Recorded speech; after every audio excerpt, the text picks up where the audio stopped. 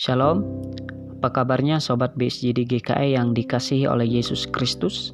Saya berharap kita dalam keadaan baik-baik saja. Bersama saya Vikaris Ronaldo yang melayani di Resort GKE Sintang.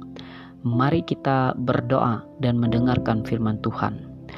Tuhan Yesus Kristus, pada saat ini kami akan mendengarkan firman-Mu. Tolong urapi kami dengan Roh Kudus. Amin. Kisah Para Rasul pasal 10 ayat 34 berbunyi demikian. Lalu mulailah Petrus berbicara, katanya, sesungguhnya aku telah mengerti bahwa Allah tidak membedakan orang. Sobat BSJD GKE yang dikasihi oleh Yesus Kristus, ada suatu cerita tentang seorang artis pendatang baru dengan latar belakang sosial budaya tergolong minoritas. Di tengah memulai karir, ia harus siap. Ternyata ada yang senang dan ada yang gelisah.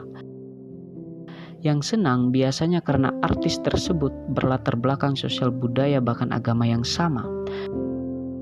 Sedangkan yang gelisah biasanya artis yang mungkin akan tersaingi keberadaannya dan mungkin juga ada beberapa halayak ramai yang tidak seirama.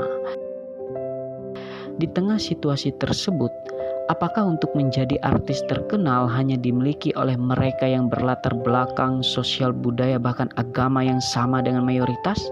Atau sebaliknya hanya dimiliki oleh golongan minoritas? Apakah saat ini kita juga termasuk orang yang senang membuat tembok raksasa untuk mengungkung keberadaan antara golongan minoritas dan mayoritas? Apapun latar belakang kita, sadarlah bahwa kita semua bisa merasakan hal-hal yang besar, seperti menjadi atlet, dokter, pendeta, pengusaha, pemimpin, artis, dan sebagainya. Terpenting ialah apakah kita mau mengambil keputusan dengan berani untuk memecahkan tembok besar yang sudah mengungkung kita agar kita bisa melihat hal-hal yang besar yang telah Tuhan sediakan.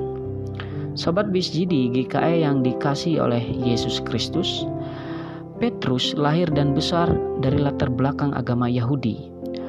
Orang Yahudi sangat menjaga jarak dengan orang non-Yahudi. Mungkin salah satu karena pemahaman mereka yang menilai bahwa yang menerima keselamatan hanya orang Yahudi saja. Nah, di sini mereka sedang terkungkung pada pemahaman yang kurang tepat.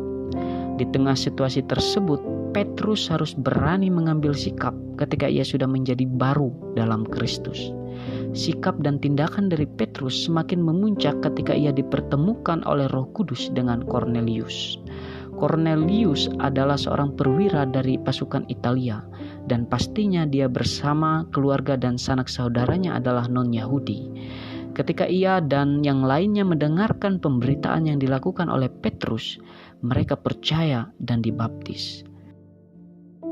Peristiwa ini membuat Petrus semakin yakin dan sadar bahwa keselamatan tentang Tuhan Yesus juga harus menyentuh bangsa-bangsa lain. Dan situasi inilah yang membuat munculnya pernyataan yang penuh dengan Roh Kudus dari mulut Petrus, yakni, sesungguhnya aku telah mengerti bahwa Allah tidak membedakan orang. Sesungguhnya aku baru mengerti bahwa Tuhan selalu menyentuh dan memberikan yang terbaik bagiku. Sesungguhnya aku baru mengerti bahwa tembok raksasa yang membuat aku menjadi lemah, tidak berdaya dan terkungkung sebenarnya tidak ada bandingnya dengan pertolongan yang Tuhan berikan. Sesungguhnya aku baru mengerti Tuhan menyediakan masa depan yang indah dan keselamatan yang kekal bagiku. Itu artinya kita harus keluar dari kungkungan. Sobat BSJD GKE yang dikasihi oleh Yesus Kristus, di akhir renungan ini saya ingin katakan, bukan perkara mudah untuk melakukan firman Tuhan. Tapi saya percaya Tuhan Yesus menolong kita untuk melakukan firman melalui 3 hal berikut. Pertama, Tuhan Yesus penolong bagi seluruh umat manusia bahkan alam semesta. Tuhan bekerja melampaui akal budi manusia. Tuhan menolong melampaui dari kemampuan manusia. Tuhan menciptakan alam semesta. Tuhan menyelamatkan dan menyediakan kebahagiaan bagi seluruh ciptaannya. Yang kedua, kita harus berani mengambil keputusan untuk keluar dari kungkungan. Kita harus tahu bahwa Tuhan sangat berkuasa. Karena kita percaya akan hal tersebut, kita harus berani menghancurkan tembok raksasa yang telah membuat kita terkurung pada berbagai pemahaman yang keliru dan mematikan. Entah itu perihal mayoritas dan minoritas, pemahaman makanan, minuman, dan yang lainnya yang dapat membuat kita terpuruk. Sekarang mintalah Roh Kudus untuk menolong kita agar bisa terlepas. Yang ketiga, Tuhan menyediakan masa depan yang indah. Hal ini berlaku bagi mereka yang menerima Tuhan dan terus mengandalkan Tuhan Yesus. Amin. Mari kita berdoa bersama. Allah Bapa yang di sorga, terima kasih atas firman-Mu. Kiranya menguatkan hati dan pikiran kami dan mampukan kami untuk melakukannya.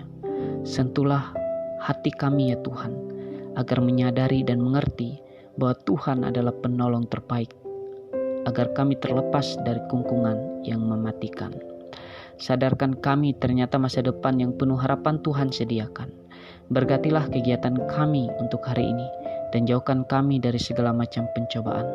Berkati program BSJD GKE ini agar tetap eksis memberitakan kabar baik kepada seluruh dunia dan seluruh makhluk.